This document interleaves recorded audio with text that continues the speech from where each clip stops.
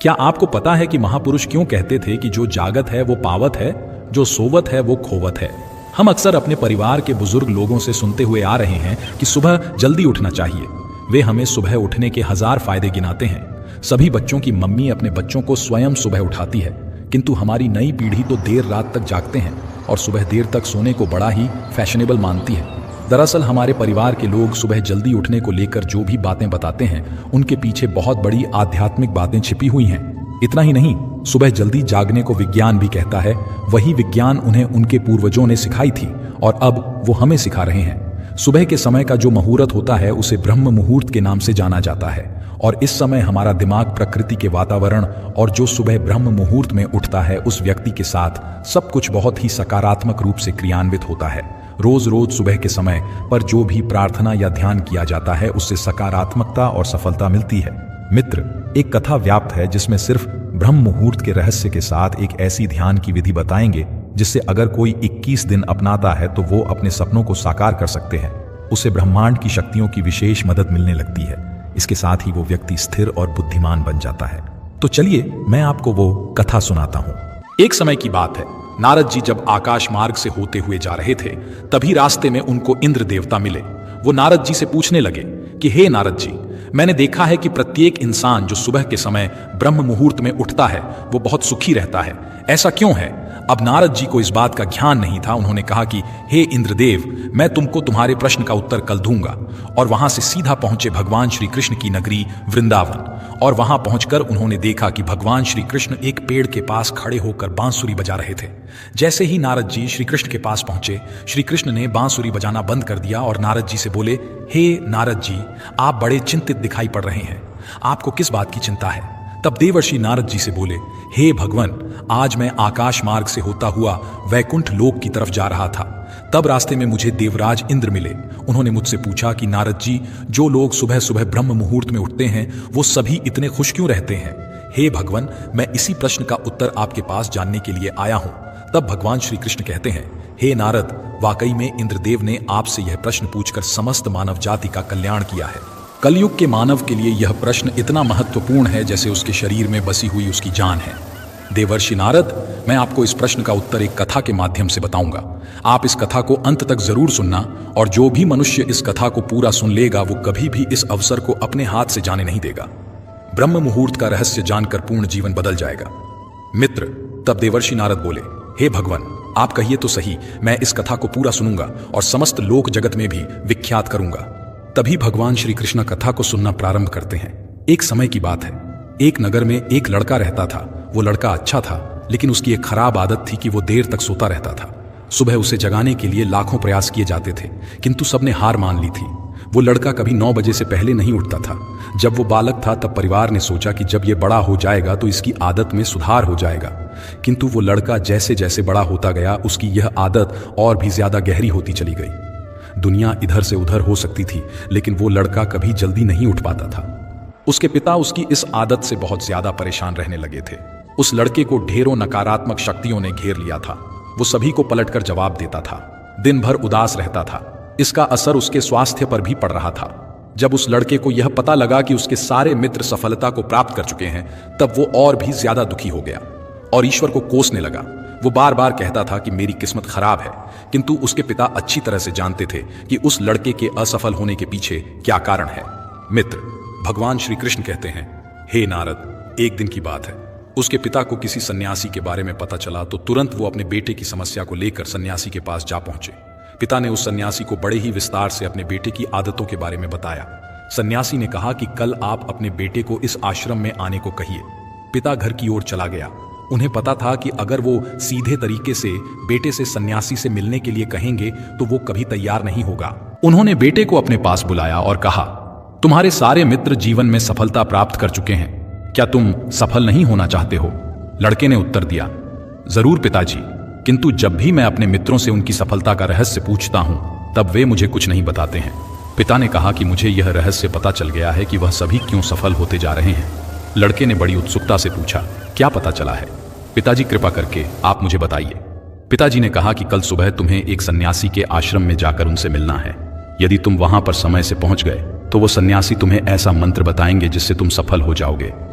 किंतु समस्या एक ही है। लड़के ने पूछा, क्या समस्या है? पिता ने कहा कि जब तक तुम सोकर उठोगे तब तक सन्यासी से मिलने का समय समाप्त हो जाता है। लड़के ने कहा कि पिताजी, मैं कल पूरी रात जागता रहूंगा और सुबह सन्यासी से मिलकर आऊंगा। पिता ने कहा कि ठीक है, सदैव उस सन्यासी की आज्ञा को मानना। पिता की बातें सुनकर वह लड़का बहुत अधिक उत्सुक हुआ। जीवन में पहली बार उसने रात्रि जागरण किया, किंतु थोड़े ही समय में उसे नींद आ गई और वह सो गया। अगली सुबह जब वो उठा तो उस पता लगा कि सन्यासी से मिलने का समय समाप्त हो चुका था।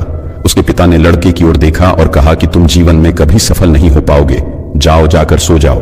पिता की यह बात सुनकर लड़के को बहुत दुख हुआ। उसने मन ही मन स्वयं को चुनौती दी कि कल सुबह वह सन्यासी से मिलने अवश्य जाएगा। उसने अपने हाथ में एक छोटा सा एक घाव बना लिया। दर्द के कारण उस लड़के को रात भर नींद नहीं आई। ऐसा पहला अवसर था जब उसने अपने जीवन में पहली बार सूर्योदय देखा था। वह तुरंत ही तैयार होकर सन्यासी से मिलने के लिए चला गया। आज उसका अनुभव कुछ अलग था। वो बेहद शांत महसूस कर रहा था। चलते चलते वो लड़का जैसे ही सन्यासी के आश्रम में पहुंचा, वहां पर उसने देखा कि सन्यासी और उनके सभी शिष्य ध्यान लगाकर बैठे हुए हैं। ध्यान का समय समाप्त हुआ। तब लड़का उस सन्यासी के पास पहुंचा और उन्हें प्रणाम करते हुए बोला कि आपके पास कोई ऐसा मंत्र है जिससे मैं सफल हो सकता हूं? कृपया करके मुझे वो मंत्र बताइए। मैं भी अपने मित्रों के समान सफल होना चाहता हूं और अच्छा जीवन जीना चाहता हूं। सन्यासी मुस्कुराए और बोले, अच्छा, तो तुम वही बालक हो। तुम्हारे पिता मुझसे मिलने आए थे और उन्होंने तुम्हारे विषय में मुझे सब कुछ बताया। मैं तुम्हें वो मंत्र अवश्य बता देता, किंतु। अब लड़के ने जैसे ही किंतु शब्द सुना, लड़का घबरा गया। उसने पूछा, किंतु क्या गुरुदेव? तब सन्यासी बोले, मैं तुम्हें वो मंत्र बताऊंगा, किंतु अगले 21 दिनों तक तुम्हें मेरी आज्ञा माननी होगी। मैं तुम्हें वह मंत्र 21 दिनों के बाद बताऊंगा। तब तक मैं तुमसे जो भी कार्य कहूंगा तुम्हें वो करना होगा। यदि तुम असफल हुए या कार्य के बीच से तुम्हारा संकल्प टूट गया, तब उस मंत्र का असर नहीं होगा। दृढ़ निश्चय के साथ उस लड़के ने कहा कि मुझे आपकी सारी आज्ञा स्वीकार है। मैं अगले 21 दिनों के लिए आपका दास हूं। आप जो भी कहेंगे मैं वही करूंगा। मुझे केवल और केवल उस मंत्र के बारे में जानना है। सन्यासी ने कहा कि ठीक है, कल से तुम्हारा कार्य शुरू होगा। तुम इसी आश्रम में निवास करोगे। वो लड़का आश्रम में निवास करने के लिए तैयार हो गया। सन्यासी ने कहा कि यहां रहते हुए तुम्हें ब्रह्म मुहूर्त में उठना होगा और दूसरे शिष्यों की तरह ध्यान और तप करना होगा। साथ ही आश्रम के कार्यों में भी सहायता करनी होगी। ध्यान रहे, यह संकल्प टूटना नहीं चाहिए। अब लड़का सन्यासी की बातों से सहमत हो गया। अगले दिन से उसके कार्य के दिन की शुरुआत थी। इस बार लड़के ने इतना दृढ़ निश्चय किया था, किंतु 1 सप्ताह बीतने के पश्चात ही उसका संकल्प टूट गया और वो 8वें दिन देर तक सोता रहा। जब वो जागा तो उसने कहा कि मुझसे कितनी बड़ी भूल हो गई है। वो रोते हुए सन्यासी के पास पहुंचा और बोला कि हे गुरुदेव, मेरा संकल्प टूट गया है। अब मैं जीवन में कभी सफल नहीं हो पाऊंगा। सन्यासी ने उसे समझाते हुए कहा कि एक बार फिर से शुरुआत करो, फिर से संकल्प करो। लड़के ने सन्यासी से प्रश्न किया कि सुबह उठना इतना आवश्यक क्यों होता है और यहां पर सभी लोग इतनी जल्दी क्यों उठ जाते हैं। तब सन्यासी ने लड़के को समझाते हुए कहा कि सुबह यानी ब्रह्म मुहूर्त में उठने के पीछे बहुत बड़ा विज्ञान छिपा हुआ है। लड़के ने कहा कि कृपया करके मुझे वो विज्ञान बताने की कृपा करें। सन्यासी ने कहा कि रात्रि को 4 पहर में बांटा गया है। पहला रुद्रकाल, जिसका समय शाम 6 बजे से लेकर 9 बजे तक होता है। दूसरा राक्षस काल, जिसका समय 9 बजे से 12 बजे तक होता है। तीसरा गंधर्व काल, जिसका समय रात्रि 12 बजे से 3 बजे तक होता है। और सबसे अंत में जो पहर आता है उसे मनोहर काल कहते हैं। इस समय को ब्रह्म मुहूर्त या अमृत बेला के नाम से भी जाना जाता है। इसका समय 3 बजे से सुबह 6 बजे तक होता है, जिसमें 3:30 से लेकर 5:30 तक बहुत ही महत्वपूर्ण समय होता है। यह वह समय होता है जब पूरे संसार की नकारात्मक शक्तियां निष्क्रिय अवस्था में होती हैं और सकारात्मक शक्तियां सक्रिय होती हैं। ब्रह्म अर्थात देव मुहूर्त अर्थात समय ब्रह्म मुहूर्त का अर्थ देवों का समय होता है। सन्यासी आगे कहते हैं, इस समय देव धरती विचरण कर रहे होते हैं और जागृत मनुष्य पर उनका बड़ा ही सकारात्मक प्रभाव पड़ता है। ब्रह्म मुहूर्त ऐसा समय होता है जिसमें मनुष्य का मस्तिष्क बिल्कुल खाली होता है। इसमें किसी प्रकार के कोई विचार नहीं होते हैं और जब इस समय व्यक्ति अपनी पुस्तक खोलकर पाठ का अध्ययन करते हैं तो उन्हें सब कुछ जल्दी जल्दी याद भी होता है और ये लंबे समय तक याद रहता है। ये ऐसा समय है जिसमें हम ज्ञान को समझने का प्रयास करते हैं। इस कारण और आश्रम के सभी शिष्य और संसार में बहुत से ज्ञानी लोग ब्रह्म मुहूर्त में ही उठ जाते हैं। प्राचीन काल में रोशनी का कोई स्रोत ना होने के कारण लोग अपने दिन का समापन सूर्यास्त के साथ और आरंभ सूर्योदय के साथ करते थे। यह एक तरीका है जिससे मानव जीवन प्रकृति के साथ तालमेल बनाकर चलता है। उस लड़के ने कहा कि ठीक है, मैं कल से अपना संकल्प फिर से शुरू करता हूं, किंतु ब्रह्म मुहूर्त में उठकर मुझे क्या क्या करना चाहिए? तब उस सन्यासी ने कहा, मैं तुम्हें बताता हूं कि ब्रह्म मुहूर्त में क्या और कैसे करना चाहिए। सबसे पहले उठकर धरती पर पांव रखने से पहले धरती माता को प्रणाम करना चाहिए। सन्यासी आगे कहते हैं, अपनी हथेलियों की ओर देखो और ईश्वर को धन्यवाद दो कि उन्होंने तुम्हें आज का सूर्योदय देखने का अवसर दिया। इसके बाद नित्य कर्म और स्नान करने से शरीर ही नहीं बल्कि मन की शुद्धता भी बढ़ती है।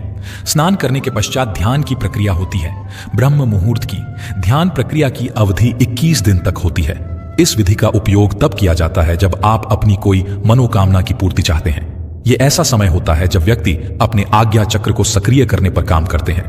सन्यासी आगे कहते हैं, आज्ञा चक्र दोनों भवों के बीच होता है। यह संकल्प का स्थान भी कहा जाता है।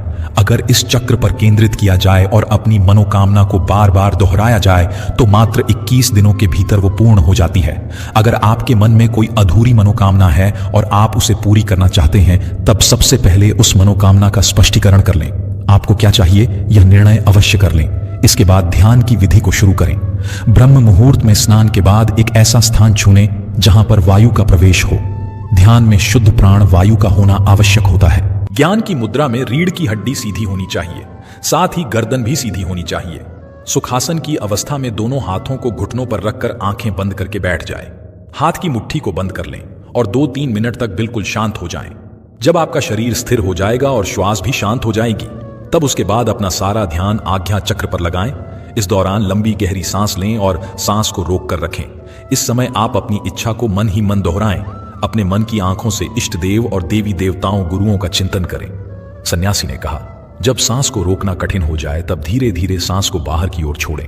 सांसों को नाक से भरें और मुख से छोड़ें। इस प्रक्रिया को 3 से 4 बार प्रतिदिन दोहराना है। ऐसा प्रतिदिन करने से आपकी जो मनोकामना है वो अवचेतन मन तक अवश्य पहुंच जाएगी और इच्छा पूर्ति जल्दी होगी। आज्ञा चक्र सक्रिय होता है और हमारी आज्ञा को पूरा करता है।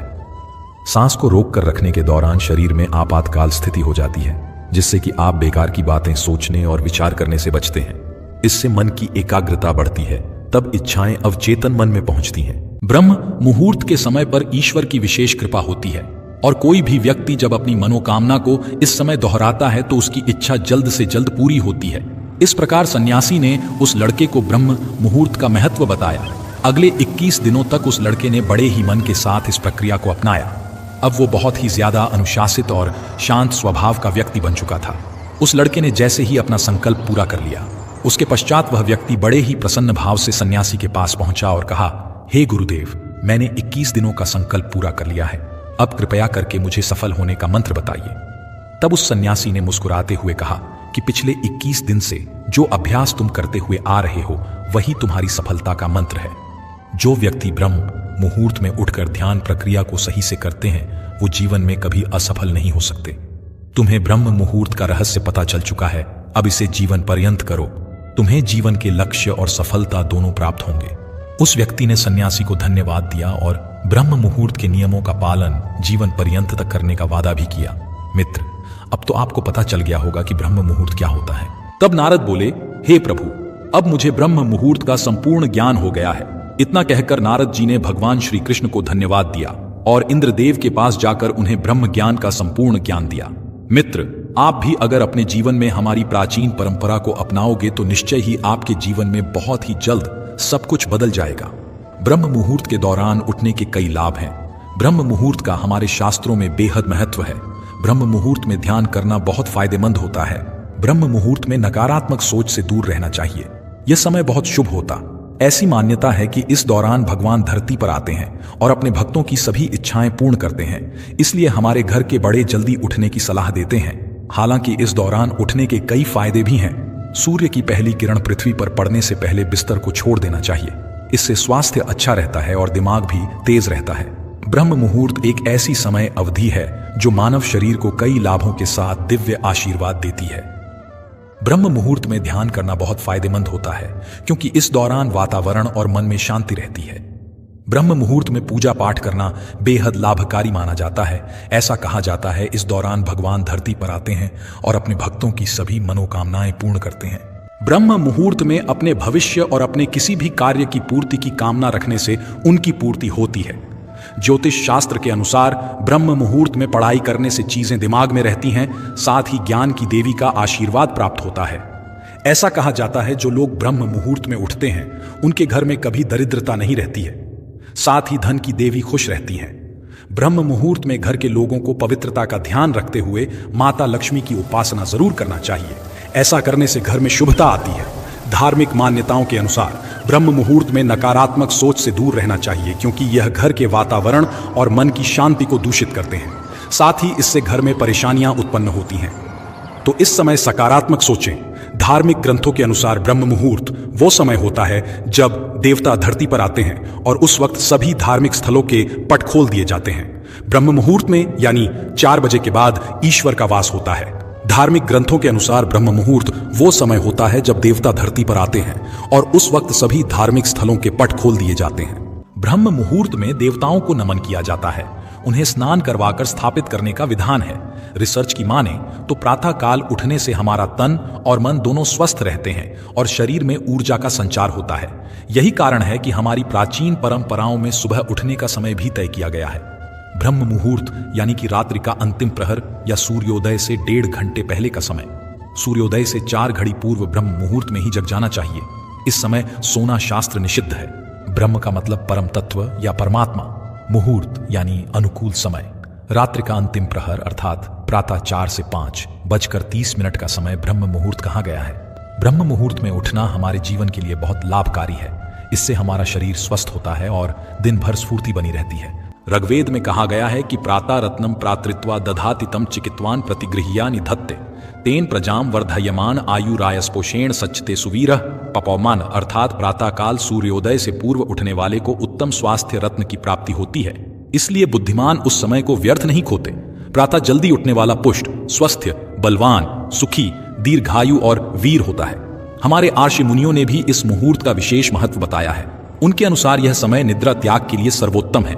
ब्रह्म मुहूर्त में उठने से सौंदर्य, बल, विद्या, बुद्धि और स्वास्थ्य की प्राप्ति होती है। ब्रह्म मुहूर्त में तम और रजोगुण की मात्रा बहुत कम होती है। इस समय सत्व गुण का प्रभाव अधिक होता है। इसलिए इस काल में बुरे मानसिक विचार भी सात्विक और शांत हो जाते हैं। आयुर्वेद के अनुसार इस समय में बहने वाली वायु चंद्रमा से प्राप्त अमृत कणों से युक्त होने के कारण हमारे स्वास्थ्य के लिए अमृत तुल्य होती है। यह वीर वायु कहलाती है। इस समय भ्रमण करने से शरीर में शक्ति का संचार होता है और शरीर कांतियुक्त हो जाता है। हम प्रातः सोकर उठते हैं तो यही अमृतमयी वायु हमारे शरीर को स्पर्श करती है। इसके स्पर्श से हमारे शरीर में तेज, बल शक्ति, स्फूर्ति और मेधा का संचार होता है, जिससे मन प्रसन्न और शांत होता है। इसके विपरीत देर रात तक जागने से और देर सुबह सोने से हमें यह लाभकारी वायु प्राप्त नहीं हो पाती, जिससे शारीरिक और मानसिक स्वास्थ्य को नुकसान पहुंचता है। ब्रह्म मुहूर्त में किया गया स्नान सर्वश्रेष्ठ फल देता है। स्नान करते समय यदि ब्रह्म परमात्मा का चिंतन करें तो यह ब्रह्म स्नान कहलाता है और देव नदियों का स्मरण करें तो यह देव स्नान कहलाता है। आशा करते हैं आपको वीडियो पसंद आई होगी। वीडियो देखने के लिए आप सभी का दिल से धन्यवाद। अपनी राय कमेंट में अवश्य बताएं।